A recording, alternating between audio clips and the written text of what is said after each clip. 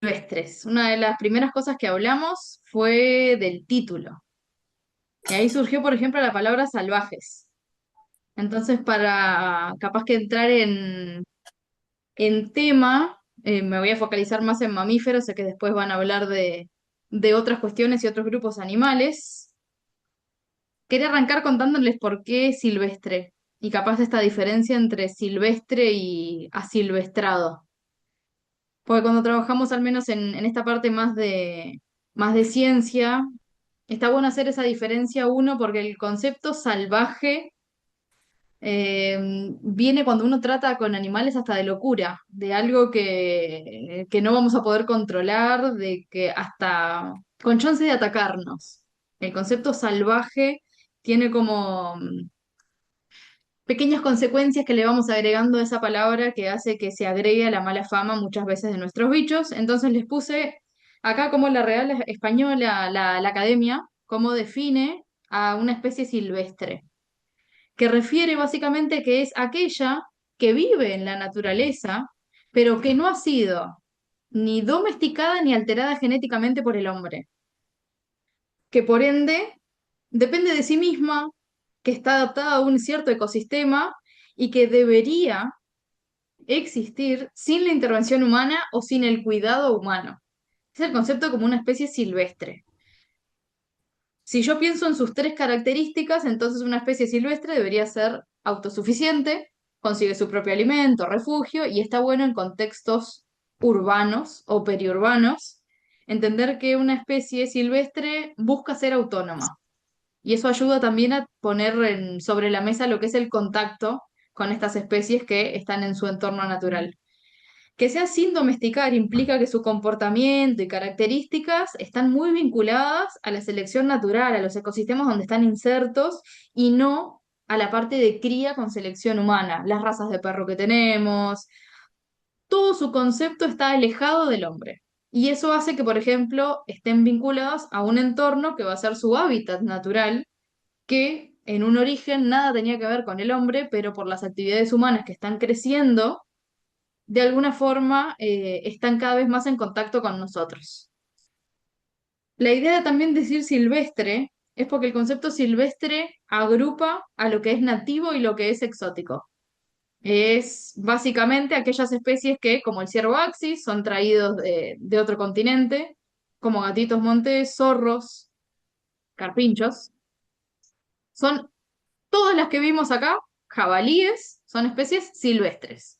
Que aparte sean nativas o exóticas va a depender del origen de estos animales, pero no dejan de ser silvestre en su concepto general. ¿Cuál es el salto con el asilvestrado? Es que en este caso es aquel que es de una especie domesticada, y ahí piensen en perros, gatos, por ejemplo, y que ha escapado, es abandonado o vive en un entorno más alejado del hombre, entonces vive como en estado salvaje, porque deja de tener ese rol doméstico que solían tener. ¿Qué hace eso? Es que no le queda otra que adaptarse a lo que es la vida libre, entonces pueden llegar pierden esa mansedumbre, ya pasan a ser como hasta más asquerosos con el hombre, llegando a ser, por un lado, recelosos a acercarse y por otro lado, agresivos. Y el impacto de estas especies asilvestradas, piensen en animales de libre movimiento que eran domésticos, animales que quedaron, que eso pasa mucho en balnearios, que les dan alimento en determinada época y de repente quedan solos, pueden tener consecuencias más ecológicas, porque uno, no son tan hábiles cazando como una especie silvestre propiamente dicha, y pueden causar así daños en lo que es producción, fauna nativa y alterar incluso los ecosistemas que vemos como más pasivos. ¿Por qué hablarles ahora de silvestre y asilvestrado? Porque en entornos periurbanos o de balneario van a tener las dos cosas. Van a tener gatos de libre movimiento, que es lo más frecuente, pero también van a tener especies silvestres que están ahí, que quizás nada tenían que ver con el hombre, pero las urbanizaciones cada vez entran más dentro de sus ecosistemas. A esto voy con la idea de que todos van a estar ahí aunque no los veamos, y entonces ahí entran en escena estas cámaras trampa con los que venimos estudiando estos bichos hace mucho tiempo y las interacciones que tienen. Pero antes de meterme un poco en qué se podría hacer ahí, quería contarles un poco quiénes son. Y les puse algunos ejemplos para contarle un poquito de cada uno. Mismo cuando los terminé de poner por hacer una selección y para hablarles media hora y no una, seguramente hay un montón más que estén por la vuelta. Y les puse como un pantallazo de fotos de lindos, feos, grandes, chicos, más acuáticos, menos acuáticos, más carismáticos, menos carismáticos, o más visibles o menos visibles. Y por contarles de alguno, les puse, por ejemplo, el zorrillo, que estoy seguro que muchos lo conocen por el aroma, pero es una especie súper frecuente en Maldonado. Busca bordes de bosque o áreas abiertas más como pastizales, praderas, rastrojos. No está tan próximo, si se quiere, a la parte de bosque, pero está ahí y es una de las especies más comunes en el país y lamentablemente la que sufre más atropellos, que también es otra cuestión de esta especie particular que hace que sea llamativa. Les puse, por ejemplo, el zorro de campo, eh, similar al zorro de monte, que viene ahora en breve, que es una especie mucho más agrisada, como si tuviera un manto escarchadito, con tonitos de blanco, las orejas bien apantalladas y grandes, claritas, las patas son claritas, tiene como una pequeña manchita negra en la base de la cola y en la punta de la cola, o sea que en conceptos generales es una especie más clara de zorros en comparación al zorro de monte, que van a ver que es un poco más oscurito. Estos son bastante curiosos, se aproximan, pero de vuelta prefiere áreas un poquito más abiertas. Entonces no va a ser el zorro que puedan ver más frecuentemente en ese entorno. Y una especie que seguro está y quizás se vea muy poco porque es chatita, es el hurón. Los pueden ver corriendo casi que haciendo tirabuzones con el cuerpo. Hace movimientos muy ondulados, levanta la carita como ahí saliendo de un caño de agua, que lo que hacía era mirar lo que estaba por la vuelta y después volvía a entrar. Súper curiosos, muy carnívoros, les encanta comer huevitos de aves, naturalmente, o sea, comen pequeñas ranitas, están al piste de lo que puedan encontrar. Y el zorro que sí van a ver ustedes más frecuentemente, por ejemplo, es el zorro de monte. Este zorro que si ven ahora sí las dos fotos, lo van a ver como con un manto más oscuro, con un tono de negro más escarchado que le aparece arriba, una línea negra que le acompaña toda la cola hasta la punta, casi que lo ven acá en el lomo, y que tiene las patas bastante oscuras tirando a negro, la parte del tarso más abajito, en comparación a este otro que es bien clarito. Eso para que tengan una idea de cómo identificar a estas especies que pueden estar por el entorno. El que más frecuente van a ver seguramente sea este, el zorro de monte, que prefiere más las zonas de bosque en comparación a lo que es el zorro de campo, pero los dos están por ahí. Una muy, muy, muy conocida es la comadreja mora.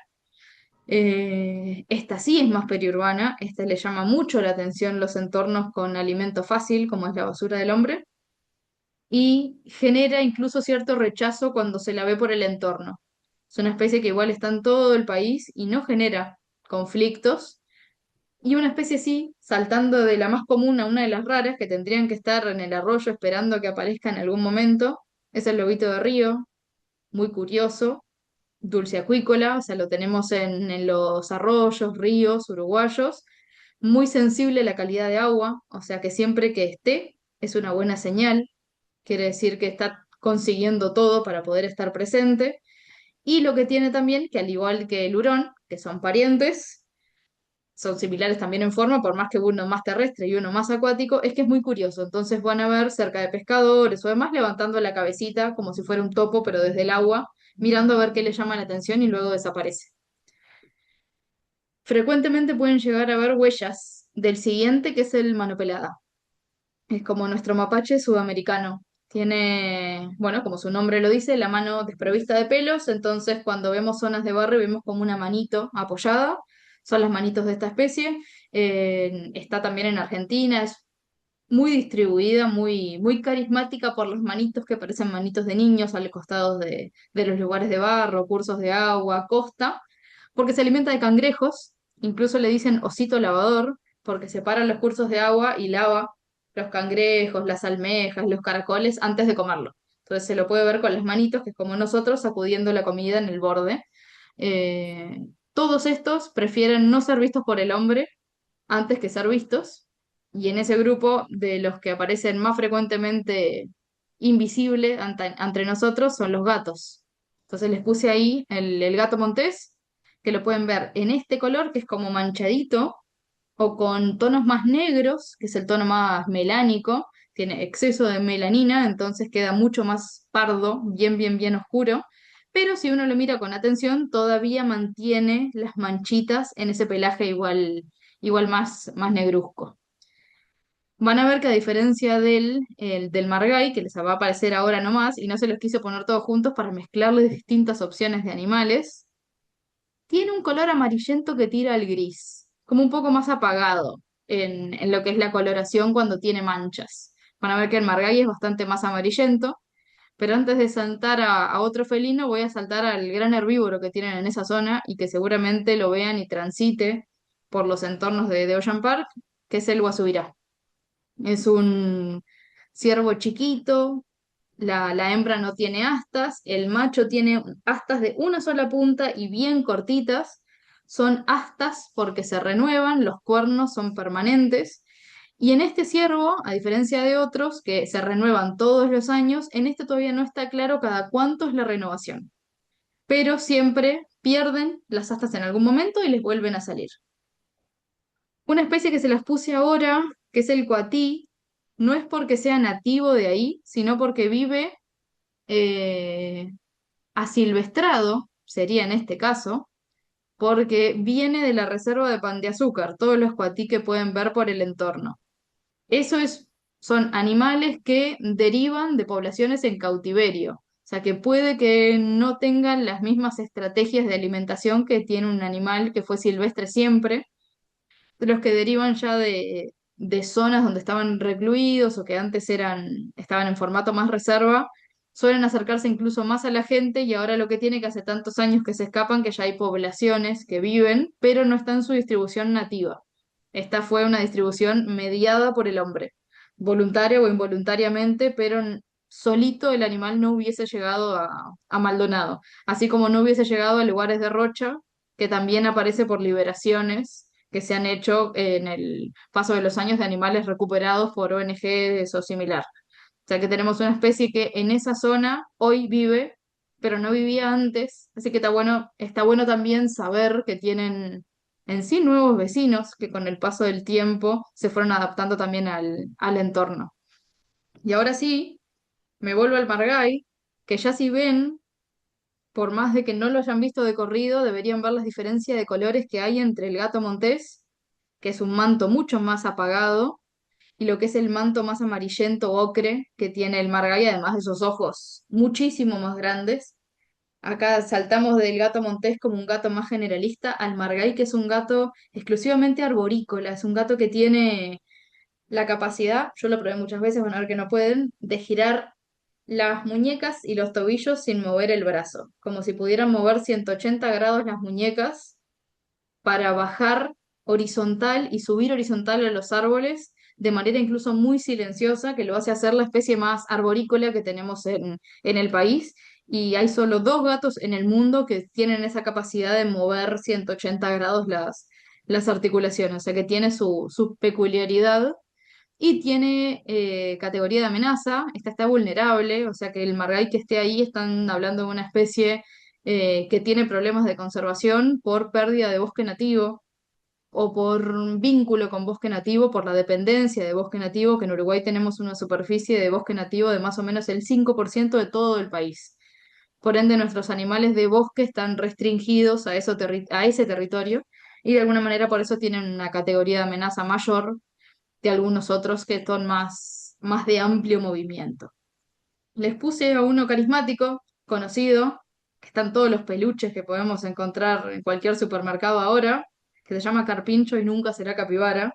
Así que espero que defendamos el nombre vulgar o común que tiene en esta zona, que si no nos agarramos el nombre en portugués y el nombre en inglés para referirnos a este animal, que es el roedor más grande del mundo, lo tenemos en las monedas, o sea que es una especie que estamos en continuo contacto y que también lo podemos encontrar frecuentemente o sus cacas que parecen como aceitunas o sus patitas que son como deditos triangulares en los bordes también de los cursos de agua, que ahí también sé que tienen cerca. Y no quería dejar de mencionar a los chiquitos que están ahí, a, a todas las especies de ratones, a todas las especies de murciélagos, que están permanente o están alimentándose, pero que forman parte también del entorno. Ni que hablar de que no les puse porque no se nos vaya largo, pero tienen armadillos, piensen en el tatú, especies que pueden tener en sus alrededores.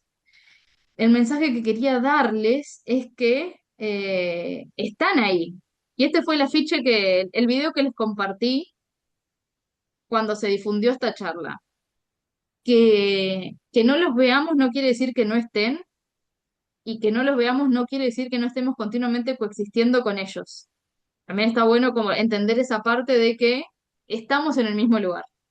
Y en eso, si pensamos que somos de especies distintas, no sería una convivencia como hablamos entre humanos. Es una coexistencia donde coexisten realidades distintas, necesidades distintas y entornos diferentes. Ya es donde uno quiere intentar como amalgamar esas dos situaciones, qué es lo que está pasando y por qué hoy les hablamos de los vecinos silvestres que tenemos. Es por todo lo que refiere al cambio de uso del suelo, al crecimiento urbano, al crecimiento productivo y cómo esas especies que están ahí también se adaptan a eso, y que de alguna forma podemos intentar poner cada uno de lo suyo, aunque sea mínimo, para que esa coexistencia sea viable, que no sea una cuestión de azar o de remanente. Y para ponerlo en contexto con eso, les bajé como si fueran unos GIF, ahí van a ver cómo fue cambiando el uso del suelo en Uruguay desde el 85 hasta ahora. Lo marrón que ven es aumento de superficie forestal, lo rosado que ven es aumento de superficie agrícola y lo rojo es el aumento de la urbanización. Entonces ahí ven desde acá estamos en el 90 y van a ver cómo los colores van cambiando. Estos son los usos del suelo en cada año, que es un proyecto muy grande en Uruguay y en toda Sudamérica están haciendo lo mismo, se llama MAP Biomas, y todos los años evalúan cómo están siendo los cambios y cómo son las transiciones. Ahí se los puse primero para todo el país para que vean que esto de readaptación y coexistencia está pasando en todos lados. Hay un cambio continuo de lo que nos rodea y los rodea, entonces implica un cambio. Ahí lo que destacan es que Uruguay está siendo cada vez más urbanizado y más productivo. Entonces, el desafío es cómo compatibilizar con la parte nativa, silvestre, natural que seguimos teniendo en estos entornos. Y acá les puse una captura de Ocean Park. Todo lo que ven son el cambio de píxeles desde el... Esto es bien Ocean Park. Lo que ven ahí arriba como rojito es la ruta, bien arriba, lo azul es la costa. Entonces ahí en el medio es como van cambiando las superficies, cómo va cambiando lo que es bosque de lo que era zona plantada, todo lo que es marrón, bosque exótico, no es nativo, lo otro era remanente de nativo que se va fragmentando a medida y cambiando a medida que crecen pinos y demás. Y cada vez que ven el rojo es como se van poblando nuevos lugares de lo que había originalmente, incluso próximos a la ruta. Llegan a ver ese cambio, ven el movimiento de píxeles nada más. Eso lo que muestra es cómo, ya que estábamos hablando de Ocean Park, cómo también fue cambiando ahí, cómo esto que vemos que cambia en Uruguay, si bajamos la escala, y sí, son pocas manzanas, pero el rojo también aumentó, y el verde cambió, y el verde pasó a convertirse en forestación plantada, por más que sea para fijación de dunas y cuestiones de viento, hubo un cambio de lo que era, y también la parte urbana como fue avanzando. En esos años, eso que acá ven como iconos, acá se los puse en gráfica, esto te lo hace todo este proyecto, te van contando todo lo que pasa. Miren cómo el rojo va aumentando, o sea que tienen cada vez más urbanización ahí en el barrio, o en los barrios, en el balneario en general.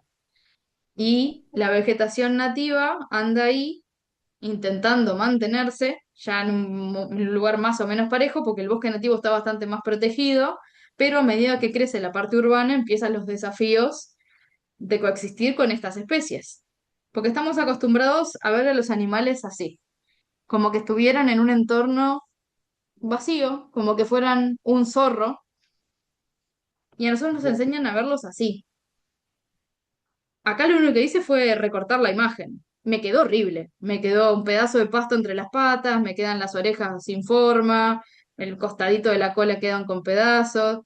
Y el mensaje que nos querían dar en facultad y que yo intento decir en todas las charlas que repito esta imagen o repito otras, es que queda horrible si lo recorto. No lo veo entero, no lo veo completo, no lo veo real. Tenemos que empezar a verlos así, a ver que están en un entorno del cual somos parte, seamos vecinos, seamos investigadores, seamos extranjeros, seamos completamente apáticos con la naturaleza. Están ahí, y están ahí formando parte también. Y eso estaba bueno cuando uno piensa en cómo ayudar, y uno de los conceptos que más trabajamos, bueno, a nivel de producción, investigaciones y demás, es la de los corredores biológicos. Y ahí les puse un video de una zona donde hay un caminito, donde van a ver que pasan. Ahí estaba un zorrillo tomando agua, un carpincho que va al mismo lugar a tomar agua, porque algo en ese entorno está conectado por esa fuente de agua. Algunos descansan y de repente van a ver cómo hay vacíos, de que un corredor no quiere decir que tenga que ser una pasarela. Hay momentos que son así, con animales que pasan, pero quizás no vemos. Y si prestamos atención, aparecen algunos más lejos, solo de pasada, algunos van a aparecer momentáneamente, algunos van a aparecer cazando. Son entornos donde los animales pueden llegar a hacer uso de lo que tienen, pero no implica que tenga que ser el lugar perfecto para que ellos estén todo el tiempo ahí. Esto puede variar. Y si se dan cuenta, acá les puse imágenes de una semana. Miren cómo cambian los sonidos, cómo hay momentos donde hay mayor cantidad de hasta ranitas cantando, mayor cantidad de insectos y de repente es un silencio absoluto. Entonces los corredores no son algo estático, sino que son algo súper dinámicos, que pueden estar continuamente cambiando, modificándose, permitiendo que algunas especies pasen y otras tanto no, y que cuando está uno no venga otra.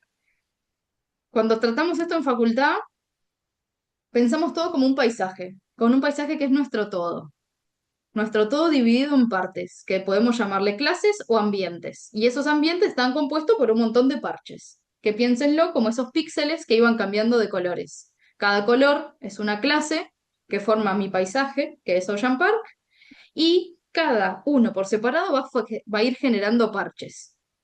Que la realidad es que se ve así. Tengo en un entorno parchecitos de alguna cosa, parchecitos de alguna otra, parchecitos que entre medio me dejan la opción de tener un corredor. Pero aparte, esos parches evidentemente tienen una zona de borde que está más en contacto con lo que pasa afuera y una parte más de núcleo que es lo que pasa en su interior. Que se ve así. Olvídense de que está en inglés, pero es la figura que tenemos como para explicarlo mejor.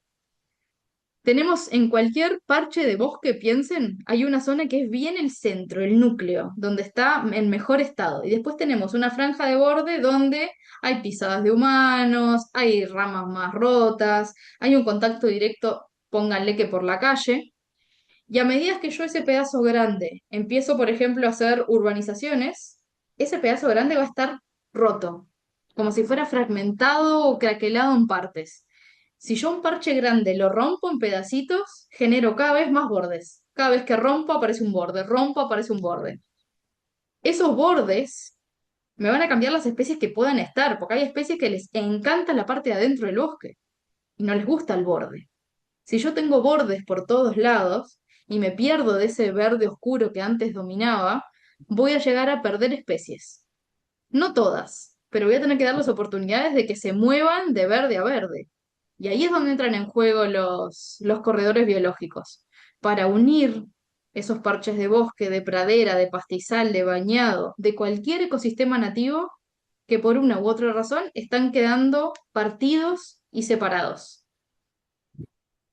Pónganle que aparece una carretera. Eso puede ser, o una calle. Eso puede ser perfectamente una separación, una calle a ambos lados del arroyo del Potrero. Una calle que pasa justo por el medio de una vegetación que se continuaba. Eso hace que quede partido en dos y que las especies queden a ambos lados de esa caminería. ¿Cómo hacer esa caminería amigable? Es uno de los desafíos que tenemos hoy en todo el país, en escala balneario y en escala mucho más grande. Porque las pérdidas de los bosques o de los ecosistemas naturales, si yo parto de un parche perfectamente completo, puede ser de dos tipos. O voy sacando zonas puntuales y así genero huecos, que es el primer caso, entonces es más como una degradación de ese bosque, porque ahora tiene parches vacíos, que si paso a la otra opción, que es que no solo hay pérdida, sino que también hay separación, porque si yo corto todo lo que hay y dejo un pedazo de bosque de un lado y del otro, el medio me queda todo distinto. Y estos son como dos tipos de consecuencias que pueden tener tanto el desarrollo productivo como el desarrollo urbanístico.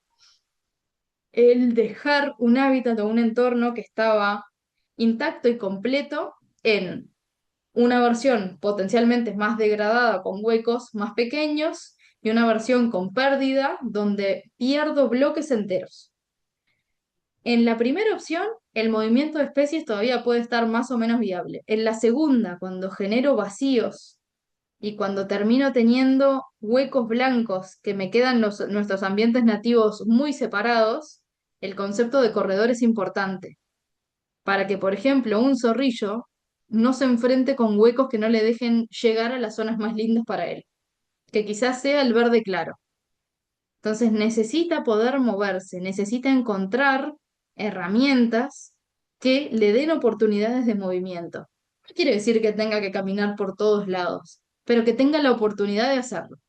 Y eso es parte de lo que le llamamos como corredor biológico, conectividad, algo que permita que esos ecosistemas, por más que estén chiquitos, disminuidos y quizás ladeados algunas regiones, puedan tener comunicación entre sus pares para ofrecer refugio a estas especies que coexisten con nosotros. Si nos salimos de esto de paisaje, clase, parche, podemos pensarlo como un padrón que tiene distintas zonas dentro, un padrón a la venta, con distintas zonas que además esas zonas tienen distintos tipos de vegetación.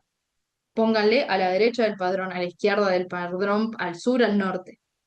Pero que yo puedo hacer, por ejemplo, manejos a pequeña escala, que se sabe que son importantes. Más allá de lo que pase en todo mi entorno, que no puedo controlar, a escalas chiquititas también puedo hacerlo, porque nada es parejo en un terreno.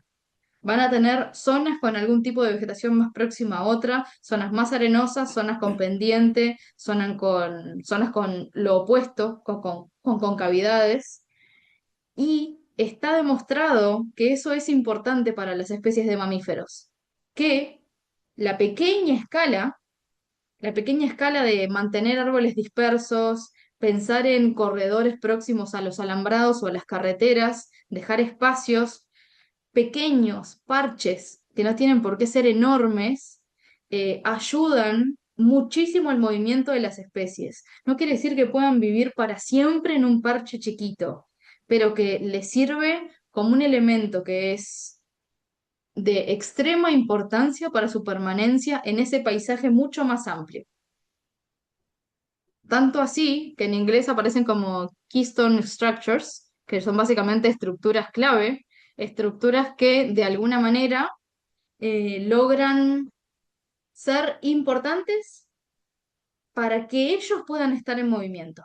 Es importante para que ellos puedan estar continuamente ahí. ¿Cómo actúan estas estructuras clave? Como trampolines. Es como, me sirve para hacer paradas, me sirve para descansar, me sirve para protegerme contra potenciales depredadores, y ahí el hombre entra como un depredador, pónganse en cabeza de mamífero silvestre, y lo mismo si tengo que atravesar un entorno que para mí es no adecuado, que pónganle que es una carretera o una zona con muchas casas. Si yo logro tener parchecitos de bosque, lugarcitos de árboles para esconderme atrás, pastitos un poco más altos, de alguna manera son mis trampolines para poder llegar a un parche mayor. Pónganle trampolines que puedan tener en padrones, trampolines para ellos, porque estoy momentáneamente y salto a otro, hasta llegar, pónganle al arroyo del Potrero. o a llegar a los pajonales que están próximos a la costa. Son oportunidades de tener saltos, que es como esto que está acá. Es, no me importa si tengo un bosque imponentemente grande cerca, pero mi casa está en esta parte. Si yo tengo este arbolito, estos arbolitos de este lado, esto acá, estoy dando oportunidades de trampolín, estoy dando oportunidades de movimiento, que así sería como en diagrama más esquemático. Ojalá fuera todo continuo y perfecto como esto, pero la realidad de Uruguay a veces es esta otra. Son parches que intentan llegar a un curso de agua que va a ser el parche mayor. Y así hay miles de esquemas que les pueden hablar de eso, de que un corredor biológico no siempre es algo tan lineal, un corredor biológico a veces es tener oportunidades de salto y de comunicación entre estos parches más grandes. Entonces a veces el desafío es hacer pequeños esfuerzos de dejar espacios trampolín para que los bichos puedan llegar y mantenerse en nuestro entorno, donde de vuelta se supone que estamos coexistiendo. Entonces, para terminar, les armé como si fuera una guía de buenas prácticas con vecinos silvestres, pensando en la importancia, uno, de saber quiénes son, por qué están ahí, la importancia de no interferir, que también es dejarlos ser, porque por algo son silvestres y no serían domésticos, no cazar. Y ahí les traigo como a colación qué es cazar, que ahora les cuento un poco más. La parte de aceptar que están ahí y de respetar que están ahí. Ellos están ahí, van a estar ahí, los veamos o no los veamos. Entonces estaba bueno como estas cuestiones más de, es eso, buenas prácticas, no es un reglamento, es más algo de recomendación de cómo estar en ese entorno donde el saber quiénes están o pueden estar o saber qué necesitan es lo que quería mostrarles en un pantallazo al principio, de que sepan quiénes están por la vuelta y quiénes pueden ser, que van a ser muchísimos más de lo que les nombré. El no interferir me parece importante por entender que no dejan de ser silvestres. Y parte de lo que hice para el postdoctorado fue trabajar con cuestiones de enfermedades infecciosas, contactos que transgredimos continuamente. Y ahora les pongo un pequeño videito para explicarles eso puntualmente, porque también es importante entender en eso disminuir los animales domésticos de libre movimiento que pueden estar en contacto con estos animales y tener consecuencias para ambos lados. Permitir que se desarrollen como corredores solos, que es dejar parchecitos de árboles. No estoy hablando de que tengan que plantar un corredor, sino identificarlo a veces y mantenerlo. Reducir la iluminación nocturna innecesaria, de no generarles como focos de luz si no tienen por qué estar ahí. Y sobre todo tener cuidado con los contactos. No hay que mascotizarlos. Están ahí y son silvestres. No son ni asilvestrados ni domésticos. Forman parte del entorno. Hay curiosos, hay quienes se acercan, eso sí puede estar, pero no hay por qué alimentarlos, intentar mascotizarlos y demás. Tienen que ser algo más, es más sano cuando se respetan esas distancias para las dos partes. Este es un videíto que hicimos como que resume esta investigación puntual de entender cómo la salud que conocemos depende de la salud humana, la salud animal y la salud ecosistémica que puede estar vinculada en este concepto quizás más marketinero de una salud, pero que nos olvidamos de la salud de las especies silvestres. Estamos acostumbrados a pensar que todo es balanceado hasta que vemos que ese balance se inestabiliza porque una producción cambia. Y cuando hay inestabilidad, la chance de que algo salga mal, de que una especie se meta en una casa que no quería estar ahí, son muy altas porque son como muchos factores involucrados. Tenemos como varios puntos de equilibrio, que es que el lugar esté diversamente sano, que las especies nativas estén bien, que los pastógenos estén ahí como siempre, pero no descompensando. Y esto se rompe cuando los ecosistemas están degradados y está muy invadido.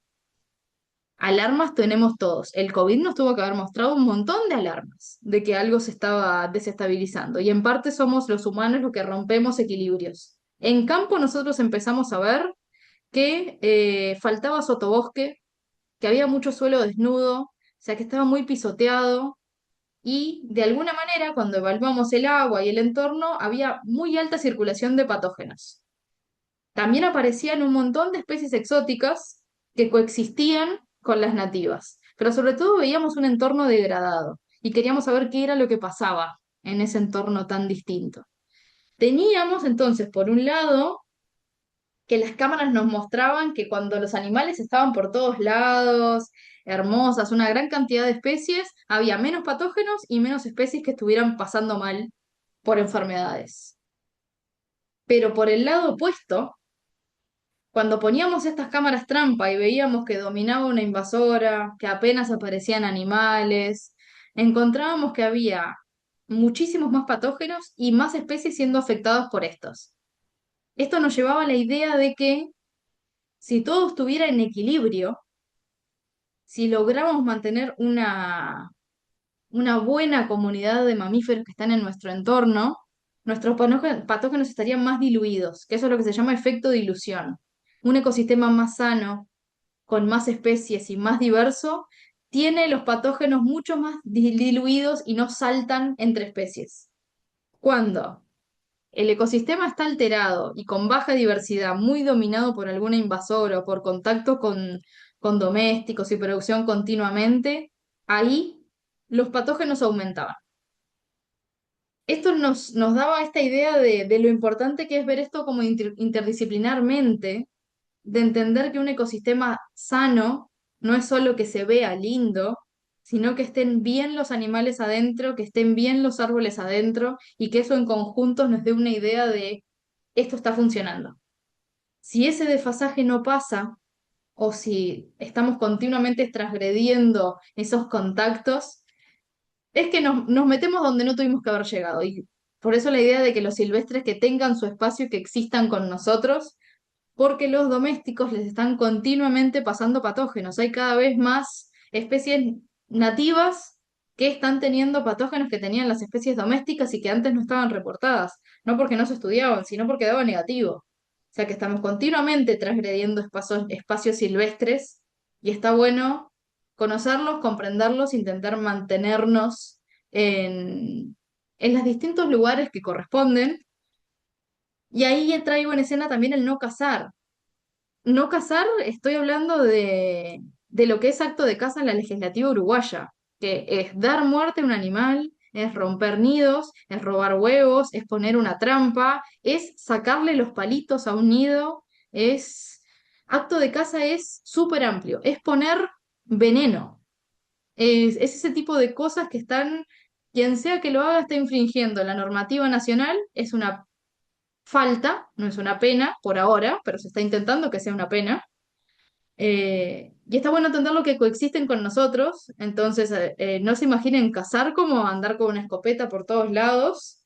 Cazar a veces es mucho menor, es perturbar, es ahuyentar. Hay un montón de definiciones en la ley de protección de fauna que lo involucra, y por eso lo de aceptar que coexisten con nosotros y entender que están cumpliendo con un rol ahí y respetarlo. Están con nosotros ahí, estaban antes seguramente, están intentando coexistir con nosotros todo el tiempo en balnearios y en el Uruguay más profundo, y es un poco el granito de arena de todos de lograr que hacer que esto funcione. Eso es todo lo que quería decirles más en modo charla para no irme de mucho más de media hora, y por si tenían alguna pregunta o algo, ya les dejo de compartir, así queda.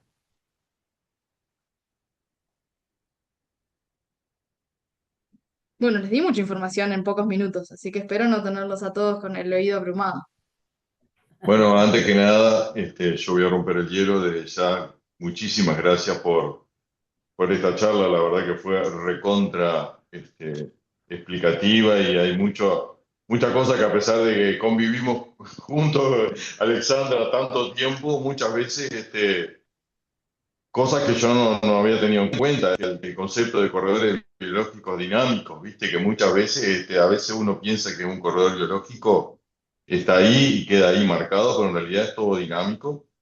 Y este concepto de trampolines, ¿no? Que yo creo que para nosotros puede ser una muy buena idea. Decir, bueno, a ver, busquemos en nuestros padrones cuáles serían los trampolines que deberíamos conservar para que, bueno, aunque sea, no sé, 10% del padrón queda como un trampolín para la fauna.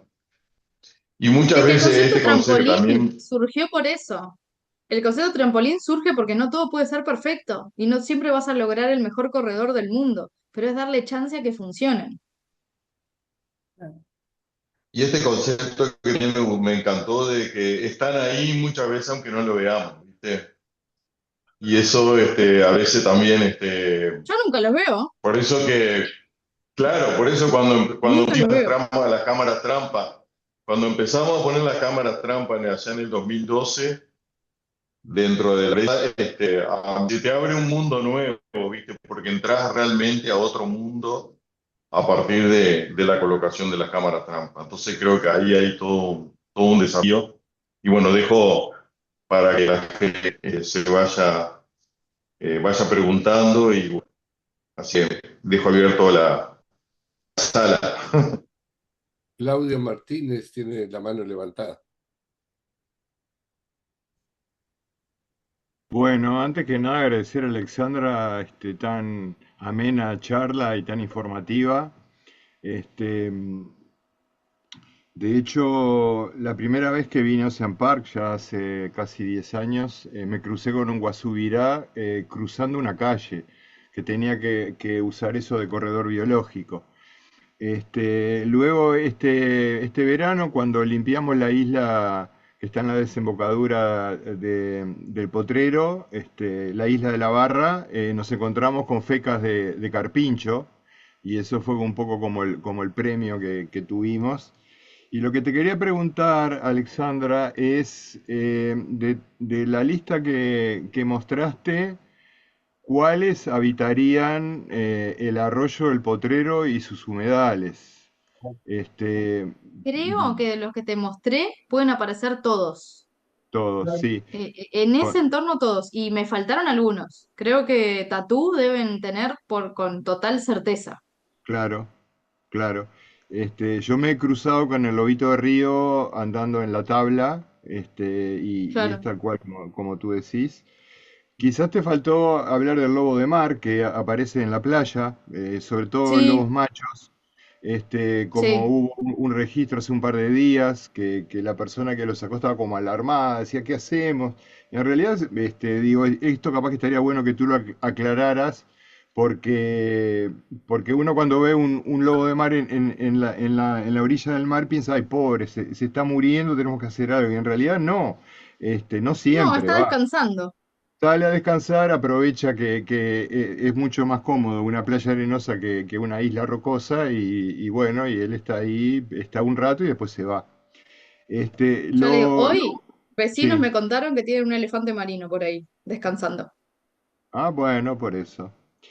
Em, y lo último, volver a agradecerte porque tenemos una idea de la cual varios de ustedes son testigos, que queremos hacer o plantear un corredor biológico que vaya bordeando el arroyo El Potrero, también como parte de asegurar el acceso o el cuidado, más bien, de esa zona.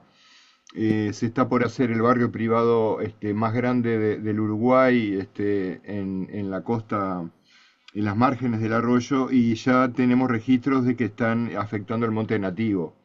Ese es uno de nuestros argumentos para proteger el lugar. Entonces, de esas especies que tú mencionaste, supongo que todas las que son nativas de acá, o no necesariamente todas estas, también están en los manchones de monte nativo que están, Sí, que, esas que les mencioné es porque en zonas relativamente próximas de ahí, por Piriápolis, las vi en cámaras.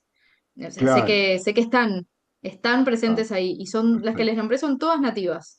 Bueno, Incluso les bárbaro. puse la foto de un ratoncito colilargo, a Pereá deben haber visto todos Sí. Sí, por ese sí, entorno. O sea, hay sí, un montón sí. de micro ratoncitos que están por ahí y especies de murciélagos pueden tener hasta 10 distintas, que Ajá. están en los troncos, que están en, bueno, techos de casas también, pero Ojalá. lo que es vegetación nativa también pueden estar. Hay algunos que duermen colgaditos de las hojas. Mirá vos, Entonces, sí.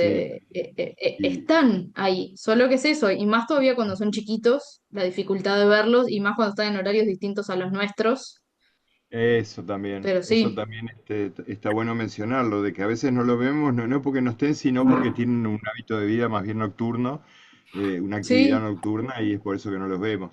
sí, sí. En ese sentido me preguntaba acerca del hurón. La verdad que eso me llamó la atención de tu presentación también, que mencionaste el hurón. Yo nunca vi uno.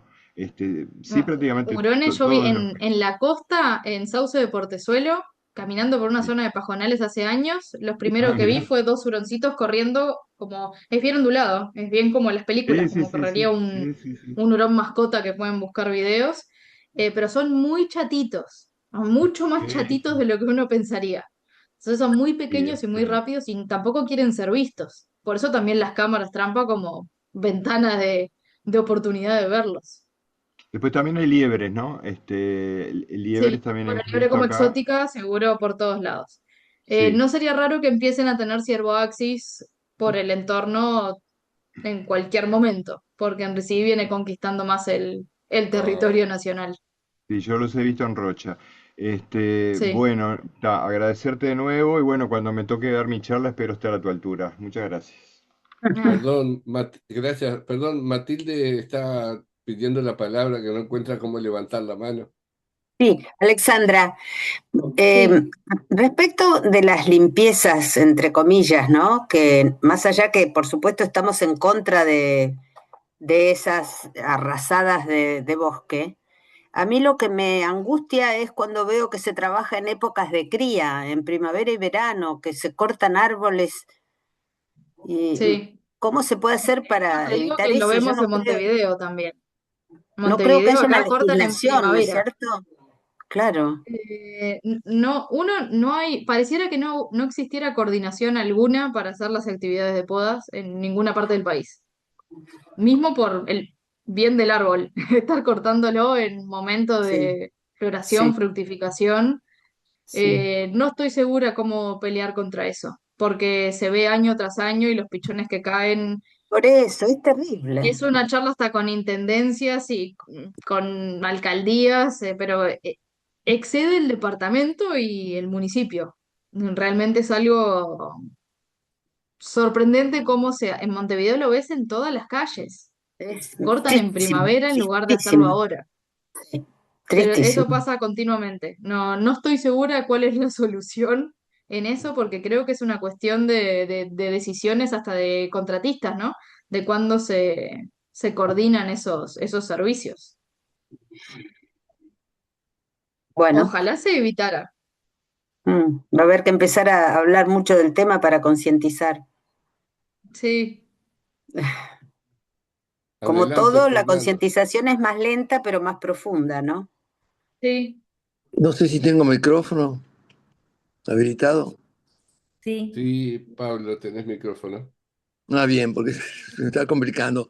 Bueno, Alejandro, lo que te quería decir, me pareció muy buena la charla, pero creo que hay un tema que es un poco complicado, pero que yo que tengo una reserva, pero en otro lado, en la provincia de Buenos Aires, lo noto y noté la diferencia, que es el tema de los perros sueltos.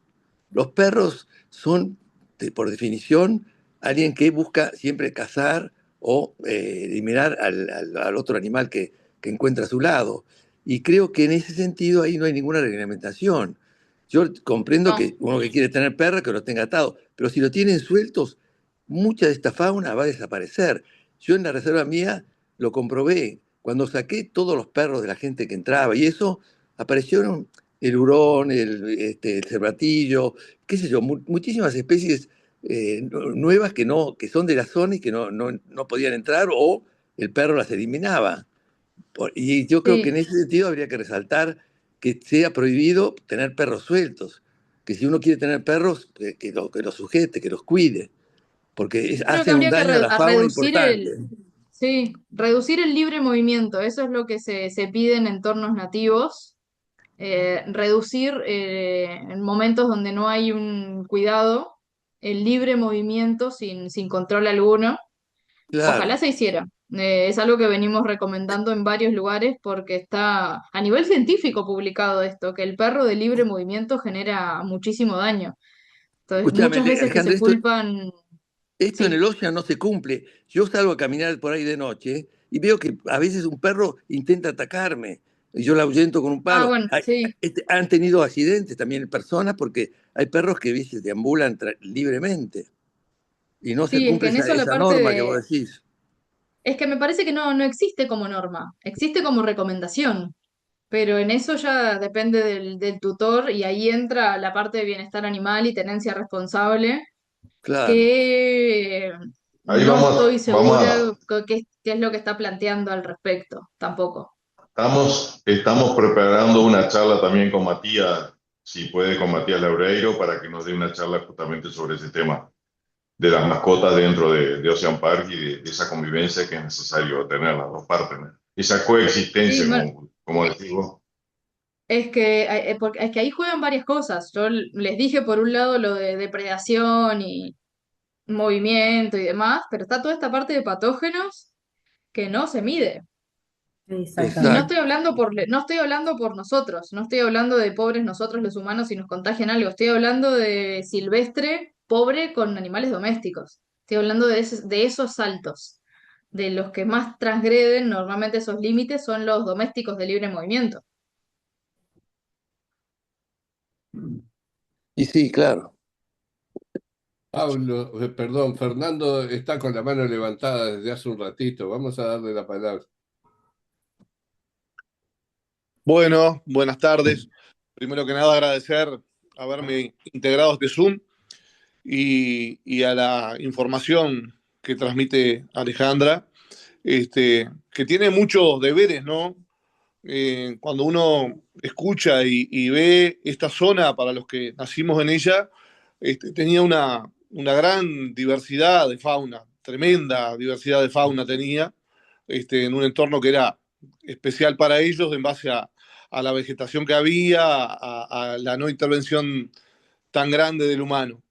Hoy está, y también allí hay alguna reflexión, ¿no? A veces reflexión hasta para como vecinos, ¿no? Porque muchas veces estamos constantemente solicitando alumbrado público, en un lugar que tiene esa, esa característica de fauna interactuando allí, ¿no?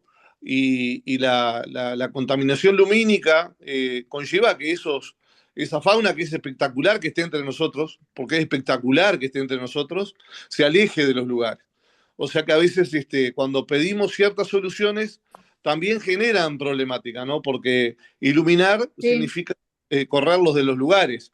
Eh, Cuando hablamos de arreglo de calles, muchas veces uno va andando a la carretera, no comprende. Yo no, en mi vida manejando no he agarrado un animal con mi vehículo y he manejado kilómetros, porque he hecho kilómetros y nunca he agarrado. Cuando uno mira la carretera, a los bordes de la carretera, encuentra el desarrollo de las velocidades de las personas, la cantidad de fauna que mata, ¿no? Entonces, a veces también, hasta en el arreglo de una calle, significa que estemos condenando a esa fauna a la desaparición, ¿no? Hay un montón de debes ahí que nos deja para pensar como vecinos, ¿no? ¿Qué es lo que queremos realmente? Así que bueno, agradecer. no, yo por lo que le decía de la parte de contaminación lumínica, por ejemplo, Horacio conoce uno de los trabajos que estuve haciendo hace unos años de cómo los animales responden a la luna, como si le ponemos falsas lunas llenas, de alguna manera estamos continuamente modificando las decisiones que toman, decisiones que a veces son moverse distinto todas las lunas llenas del año. O sea, son determinados días que hacen cosas distintas en base a la luna, o sea, no son decisiones de cómo en un rato o cómo después, es dentro de una semana salgo a comer de noche, dentro de una semana como de día mejor, o me muevo a tal lugar. Entonces en eso hay cosas que recomiendo. Hay una muchacha, si alguna vez la pueden contactar, Florencia Reichman, esa trabaja con contaminación lumínica, es del CURE de Maldonado, terminó su maestría con eso. Hace muy lindas recomendaciones de qué tipo de luces usar y cómo, Sí. que capaz que ayuda. Hoy miras, me voy un poco fuera de la localidad, ¿no? Tenemos todo lo que es la parte de atrás de la laguna del diario, o sea, todo lo que es el humedal de la laguna del diario. Hoy allí está bien, está en lo que es la urbanización, ¿no? Pero esa parte de atrás de la laguna tiene una diversidad de fauna, ¿tá? De aves, que hay de todo tipo, hay chajás, hay flamenco rosado, hay garza. Es espectacular mirarlo. Bueno, hoy estamos llevando adelante una obra de iluminación en toda esa parte. Entonces el otro día miraba y digo, es una lástima porque es un lugar para apreciar, porque digo, no veo la necesidad de luz allí, pero bueno, así somos a veces, no veo la necesidad Sí, de generar tanta luz en ese espacio que es 1 kilómetro quizás, en el cual no habita nadie nada más que esos animales, o sea, es iluminar la calle, o sea, es como que, bueno, como que los autos no sí, tuvieran, sí, ¿no? Es complejo el humano, más que la fauna. sí, es así. Carlos Font, te Bueno, escuchamos. bueno, antes que nada, Alexandra, muchísimas gracias por la excelente charla que tuvimos, muy ilustrativa, por cierto. Yo simplemente quería compartirles dos o tres buenas noticias. El miércoles tuvimos la visita de la directora de Ambiente de la Intendencia, que entre otras cosas, bueno, se interesó mucho por lo que estamos haciendo acá, principalmente nuestra subcomisión de gestión ambiental, y nos anticipó dos cosas. Una, que el intendente aprobó la creación de una guardia ambiental, que se va a ocupar justamente de fiscalizar y de alguna manera trabajar en esos temas, ¿no? Y la otra, que se está trabajando, y creo que ya pasó a la Junta, este, en el cambio de normativa en lo que tiene que ver con la protección de la flora, en el sentido que de no proteger tanto al pino y proteger más a las especies que están presentes en los distintos territorios, ¿no? Era ahora. Este, bueno, esas dos buenas noticias quería compartirlas. Y está, era eso, ¿no? Gracias. Gracias, Carlos. Luis Lastreto, presidente de la Asociación de Vecinos de Ocean Park, te escuchamos. Bueno, sí, la verdad que tengo que cambiar el nombre del más conocido por Mariano. No, nada, yo solamente quería agradecerle a Alexandra por su posición que realmente apunta a lo que estamos buscando, que es la gestión medioambiental. Tenemos la subcomisión, que también quiero felicitarla, porque este era un emprendimiento que lo veníamos conversando hace mucho tiempo, pero que, bueno, al fin se pudo poner en marcha. Creo que es un éxito. A ver, yo me había puesto como meta 20, llegamos a 25, o sea que en principio tiene las cosas y esto empezó muy bien. Y quiero hacer una reflexión con el concepto de gestión, gestión ambiental. Eh, eh, por ahí leí una vez que gestión es acción con conocimiento. Y creo que en mucho de lo que está planteando Alexandra, eh, muchas veces se hacen cosas sin conocimiento. Y por lo tanto la gestión termina siendo en contra o atentando con lo que es la conservación del medio ambiente. Así que te agradezco mucho, Alexandra, porque Por favor. nos aportaste a la gestión, pero con conocimiento. Gracias, Mariano. Tenemos también presente la red ambiental Piriápolis y alrededores, con la mano levantada. Te escuchamos A ver si ahí se escucha. Se perfectamente. escucha así. Está, si se corta me dicen. Pongo la cámara igual un ratito. Está.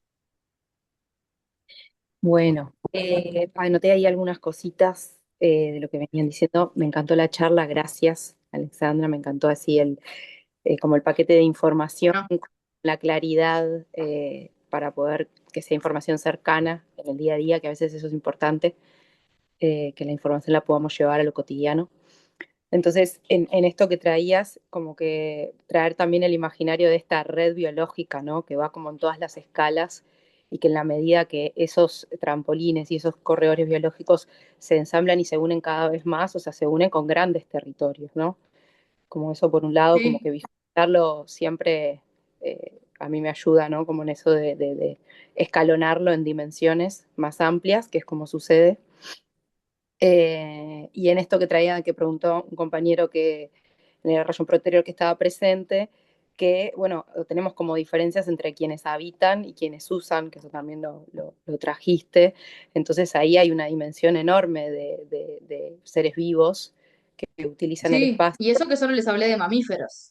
Claro, exactamente, trajiste solo eso y después, bueno, todo lo que es la red de aves migratorias, insectos, polinizadores, no sé, como hay un montón de diversidad y en esto traer los estratos, ¿no? Que como de distintos tipos de vegetación que se observan, ponele como que en lo que se puede entender las alturas, porque a veces Sí, como que plantamos y decimos, no, pero tengo un arbolito ahí, me dice una amiga, pero tenés el césped a tope, no hay una sola plantita en el medio, o sea, tienen que ser un grupito coexistiendo, ¿no? Como un pedacito, porque si le dejo sí, aislado, sí. nosotros dibujamos en una hoja, también estoy pifiando y no estoy generando como ese trampolín, ¿no? Como en ese sentido, de no dejarlo aislado. Y pensaba también ahí que estamos teniendo pila de problemas con las cunetas acá en la zona, además de que las hacen de una profundidad bastante extrema, se las corta todo el tiempo al ras, hay cunetas que yo ando mucho en bici, suelo ver acá que tienen totorales, plantas acuáticas y todo, y de golpe desaparece todo, el agua podrida, o sea, es clave, aunque no sepas nada, el agua está podrida donde no hay nada, y donde hay totoral y otras cosas, Está perfecta. es perfecta el agua y toda esta noción de que las plantas son las que están entorpeciendo y que se tiene que liberar para que el agua pase como si se necesitase un tubo y en realidad lo que se necesita es que las plantas estén porque lo que hace es enlentecer y este enlentecimiento da eso como que absorbe Y nutrientes, son baja, el filtro. claro, filtran toda la contaminación y después como esto en esta red biológica más grande llega a las playas y no solo contamina, sino por ejemplo acá tenemos problemas de inundación de playa que no es del agua salada, es del agua dulce, porque llega con un volumen tan alto de eso, de volumen de agua, que el caudal tan rápidamente que quedan playas imposibles de utilizar, no hay arena seca. ¿Ah? Entonces, como que todo ese sistema, los corredores biológicos colaboran con todo ese sistema, hasta en las playas, además de todos los vecinos. Y bueno, eso, como que las cunetas tienen esas redes de hábitat de anfibios también. Entonces también son como, yo Sí, me imagino como esas pequeñas redes biológicas de otro tipo de hábitats, que son los humedales, que también están en su desaparición porque no se los valora, porque una zona húmeda como empantanada es como, bueno, no sirve, tiro escombros y suyo arriba, me lleva al agua al vecino y todo eso que empieza a suceder. Es el mismo pienso llevarlo a eso, si pudiésemos hacer redes, ¿no? De corredores biológicos, de jardines de humedal, podríamos como por lo menos circundar todas esas zonas, ¿no? Y esas mismas zonas se unen a estos ecosistemas que vemos más en esos parchecitos, porque no están aislados, también hay una conexión, o sea, no es que vive separada una cosa de la otra, ¿no? Entonces está en toda esa unión. Y después en lo que decían del tema de la limpieza, que yo no lo digo más, es como adecuación, tratar de cambiar un poco la palabra, no decir más limpieza, y si es limpieza, aclarar, ¿no? Limpieza, ¿a qué te estás sí. refiriendo? ¿A que hay que cortar, a que hay que sacar residuo inorgánico, a que hay que sacar basura humana? Porque yo veo que cortan el pasto, pero nadie saca los residuos, ¿tá? Entonces hablar limpieza de residuos inorgánicos, como especificarlo siempre para como saber de qué estamos hablando y poder transmitir y recibir bien la información. Eso como me parecía como importante. Eh, Genial. y después, así como de varias cosas que preguntaron, como nosotros acá en la red trabajamos en diferentes situaciones, y bueno, como que siempre impulsar los petitorios, ¿tá? Que no hay mejor gestión que la que no se hace, así como lo de la luz que trajo el compañero, bueno, hacer quizás un petitorio en solicitar primero la explicación de por qué se ponen esas luces, o sea, primero darle un marco a lo que está pasando para entender y por otro lado pedir la adecuación vinculada para fauna, la altura correspondiente, intensidad, las horas que necesita estar prendida, por qué, o sea, porque si hay una razón, bueno, capaz que tiene un horario. Hay muchas partes del mundo que las luces tienen una sincronización, no están todo el tiempo, ¿no? Solo cuando baja el sol, no es tan así. Bueno, todas esas cosas son posibles de solicitar. Y mismo lo que me llamó la atención, esto que traía el compañero que dijo que al final, cuando se arreglan las calles, potencia que la velocidad sea mayor, porque hay como una cultura ahora de que los autos andan a una velocidad que no era normal, que yo recuerdo hace un par de décadas atrás, ¿no? Creo que no estaba ni permitida. Y entonces, bueno, capaz que en esto de pedir arreglos de calles en conjunto con reductores de velocidad y como generar barrios donde casi todas las calles tienen pequeñas lomadas de reducción de velocidad, que hay varios tipos, o sea, no es solo la lomada, pueden ser unas que son como si fuese un cordón, no cordón de vereda, digo, como si fuese una cuerda. En algunos lugares se enterraron en lo que es sin que haya cemento, o sea, si tienen calle de Sí. tierra, se entierra como una cuerda grande, como si fuese de barco, eso queda cubierto y vos tenés que efectivamente pasar suaves, ¿no? Como que hay una manera de hacerlos. Sí, no queda opción. Claro, y está bueno, esas cosas colaboran con esto que vemos, que son acciones cotidianas que todo el tiempo socavan el que, bueno, ¿no? La fauna no pueda convivir, siendo que estaba anteriormente a nosotras, ¿no? Gracias. Sí, sí, exacto. Están ahí. También es entenderlo. Por eso les decía la parte de aceptar que están ahí. No es solo conocerlos, es listo. Los conozco y están. Y hay derecho, ¿no? Como que, o sea, Sí, también sí, el derecho a, como que si lo llevamos desde lo humano, que todo lo ven siempre antropocéntrico, el derecho de elegir vivir alrededor de seres vivos, eso es algo que yo digo mucho, decir, bueno, también es validar que, o sea, validar ambientes sanos y validar derechos ambientales a las personas, también es que las personas podamos elegir vivir rodeadas de seres vivos. Y eso tiene una codificación de cómo formo la ciudad, rodeada de seres vivos. sí, Puede ser muchas cosas, pero ahí es mucho más que cubrirlo todo de cemento e impermeabilizar, ¿no? Como de balastro que también inhabilita la vida. Bueno, gracias. sí. Qué, qué lindos aportes, Agustina. Muchas gracias. Escuchamos Gracias. a Pablo, que está esperando pacientemente. Muchas gracias, Alexandra. Muy bueno. Me sumo a todo lo que dijeron los anteriores comentarios. ¿Sabes qué? Con respecto a la iluminación, otro problema grave que hay con la iluminación LED que tenemos por lo general en todos lados son los rangos no audibles de frecuencias sonoras. Y eso Sí, genera un montón de disturbio en las rutas migratorias o en las rutas de alimentación de mamíferos también. sí. Y no veo ninguna legislatura de lo poquito que he leído, una reglamentación acerca de eso, de la vibración no audible de la iluminación. Es que no creo Me que las parece que haya. no. Y me No creo parece que las también haya. que hay, Esos sonidos pueden generar interferencia hasta con los murciélagos. O sea, sí, sí, interferencia a eso me refería. de bloqueo de señales, más Sí, allá de lo que uno pensaría. sí, sí, completamente de acuerdo. Y con respecto a la altura, si se hace una combinación de bosque nativo si concientizamos a la gente que en vez de plantar ligustros o pitupórum, plantan nativos. La altura de la iluminación también incidiría menos porque el nativo no propaga, el macizo nativo no propaga la luz y bueno, también es un filtro acústico bastante importante. Eso nada más. Tenía muchas preguntas, pero no, es bastante por hoy. Gracias. Si quieres, Pablo, nos las hace llegar por algún otro medio, en nuestra página web o con algún contacto que tengas por WhatsApp. Bueno, Este, voy a aprovechar para la más importante para mí acá en la capuera, es el tema de los perros. ¿Sí? Si no hay ningún plan respecto a la conservación de las especies nativas que nombre, que mencione a la problemática de los perros sueltos. Esa era mi pregunta. una Mm, lucha. mencionado muy por arriba está como el combo de amenazas, pero no que implique una reglamentación de ningún tipo. Ese es el límite raro de que ambiente no puede hacer nada con domésticos. Domésticos se encarga el INBA, se encarga, ¿cómo es creo que es el INBA y Comisión Zoonosis también, son los que están como metidos más con la parte de doméstico, hasta por castraciones, por decirles, pero es como que hay un Mm. límite de actuación de entidades distintas, entonces es muy difícil que se toquen esos temas. Salvo cuando hay un puma en la tabana, cuando hay un puma en la tabana todos hablan y todos salen en la tele, Bueno, pero cuando es cosas generales no tanto. ¿no te imaginás el sonido constante de ladridos acá en la capuera? No hay en las 24 horas del día 2 segundos de silencio. Siempre hay perros ladrando. También la contaminación sonora que están generando está salada. Sí, sí, sí.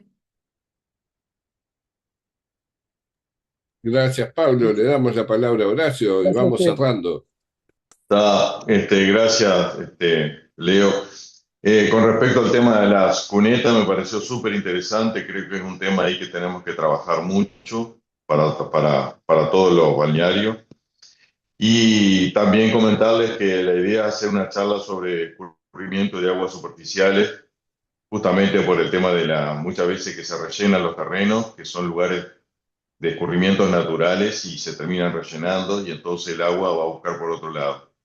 Ahora con un escenario de cambio climático, de lluvias torrenciales cada vez más frecuentes, creo que es un tema esto no menor porque justamente va a impactar de forma directa sobre los que habitamos cualquier parte del país, ¿no? Y más cuando estamos cerca de esos lugares propios de escurrimiento.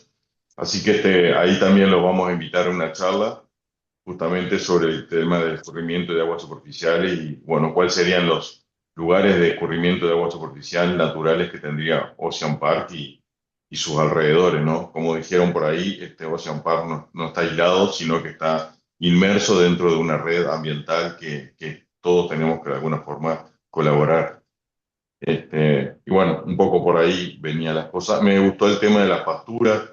Creo que hay un tema ahí que tenemos que trabajar un poquito también de repente por lo menos con el tema de la limpieza, revisar el tema de las pasturas altas para el momento de alimentación. De repente hay que buscar algún lugar donde no se pase rotativa. Estoy pensando en voz alta, no lo pongan como una verdad absoluta, pero digo, de repente buscar un lugar donde no se pase rotativa y se ponga un cartel que diga acá se está haciendo tal cosa para las aves.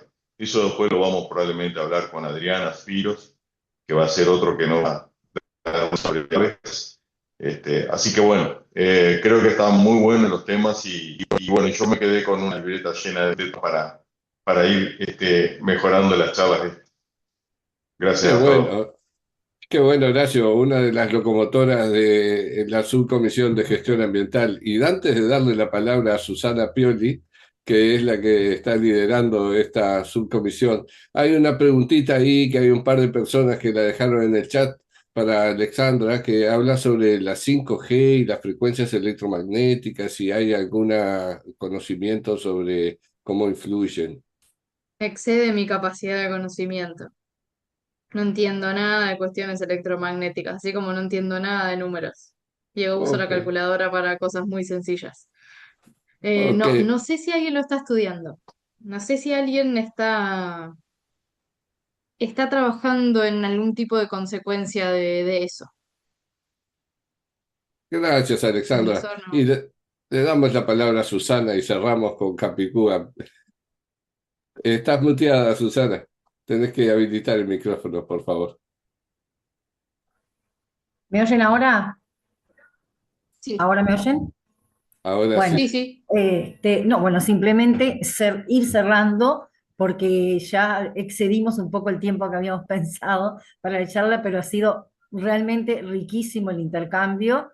Y bueno, una vez más agradecerte, Alexandra, tu participación el riquísimo aporte de información y tan claro, tan preciso y tan enriquecedor realmente. Pero bueno, me parece que el intercambio ha sido muy válido. Este, pueden hacer más preguntas si quieren a través. Nosotros tenemos la página de Asociación de Vecinos de Ocean Park y tenemos un Instagram también. Este, y, y con mucho gusto lo que podamos aportar. Y bueno, desde ya los estamos invitando para la próxima, que en breve les vamos a comunicar cuándo va a ser y sobre qué va a ser. ¿Ah?